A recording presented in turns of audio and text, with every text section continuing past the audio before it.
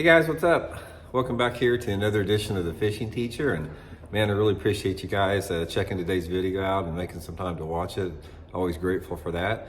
And guys, today we're going to have a sort of an in-depth discussion on when you want to use a big Colorado blade or a big willow leaf blade. Now there are several different situations and considerations to think about here.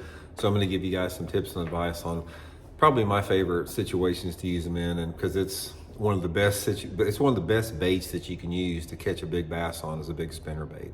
And also guys, just a quick reminder out there, anybody interested in booking an on the water lesson with me, we're booking winter jerkbait lessons right now. If you guys are interested, just shoot me a private message on my Facebook page, Randy Blockett Professional Angler, and I'll give you the info for that. So much appreciated.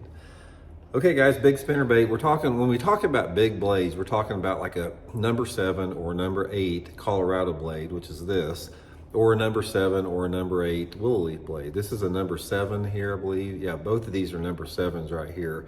And they make them up to number 8s, which is a little bit bigger than this. But for all practical purposes, 7s is about the biggest I go, because these are pretty big blades to begin with. Now, first of all, let's talk a little bit about the situations where you want to use one over another. Now, here in the Fishing Teacher, we're trying to sort of keep it at a base level a little bit. So the main differences, if you're not familiar, is the Colorado blade puts out a lot more thump and a lot more vibration. It displaces more water. And the willow leaf blade, it doesn't have the resistance on it, so it doesn't put out as much thump and vibration. But the length of the willow leaf allows it to put out more flash. So it does put out vibration, don't get me wrong, because it's a large blade, but when you put the two in the water, you will feel the difference. On the Colorado blade, you'll actually feel your rod tip just like thumping like that, because it thumps so hard, and the willow leaf may be a little bit faster like that. So that's the main differences. So when you're deciding which one to use, there's a couple different variables that you want to think about. First of all, the main thing with the Colorado blade is, since you're dealing with vibration and water displacement, you're trying to pull the fish to that particular blade that are keying in on their prey and their feeding by sense of sound and vibration. Most of the time that comes in a little bit more off-colored water. So for me, the Colorado blade is a little bit better if you have a little bit dirtier water situation. Now the dirty water, I prefer like in the spring time of the year, the late spring, and maybe the fall time of the year. But you can also catch them on the big Colorado blade in the pre-spawn, a little bit cleaner water if you have low light conditions. So you can slow roll a big Colorado blade in a little bit cleaner water in the pre-spawn, especially like over grass beds. If you guys have lakes that have grass in it, it's a really good situation with that. So most of the time I'm fishing this on a 3/4 ounce spinnerbait head with a fairly heavy wire, because you have to have a fairly large profile spinnerbait wire and a heavy wire to be able to handle this much thump to it. Now the willow leaf blade, same situation, except I can fish this in a little bit cleaner water.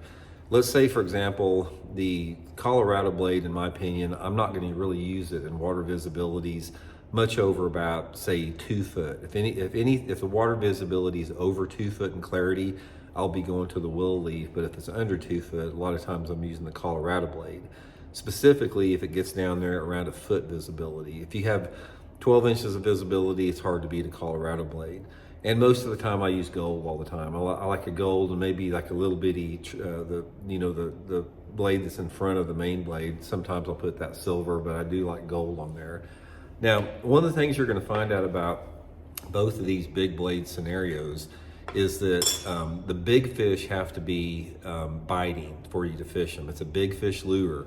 So in that situation, one of the best indicators to when you want to throw a big blade, there's a couple of different situations. Number one is during the pre-spawn. When the water temperature is in the 50s, that is when these big blades work really good. So March, early April, depending upon what part of the country, they work really good. And then again, in the fall time of the year, when the water temperatures fall back down into the 50s, when that water's, 53 to 60 degrees in both the early spring and the fall, it's hard to beat a big blade. They just are something about the way the fish, the mood and the personality of them, they really like that. And also you're going to find out that the big blades work better on nasty days. So if you have days that are like windy and cloudy, maybe if it rains, something like that, that is when these things excel by far, you know, better than anything. Now there's two different ways to work them here, guys. There's most of the time when you're working the big blade like this, you're just throwing it out there and you're just slow rolling it. You're trying to keep it close to cover or maybe close to the bottom. That's probably the best way to fish it. But you can also burn a big spinnerbait, especially like a Colorado blade. In the fall time of the year, one of the best ways to catch them is to what I call wake a spinnerbait or bulge a spinnerbait.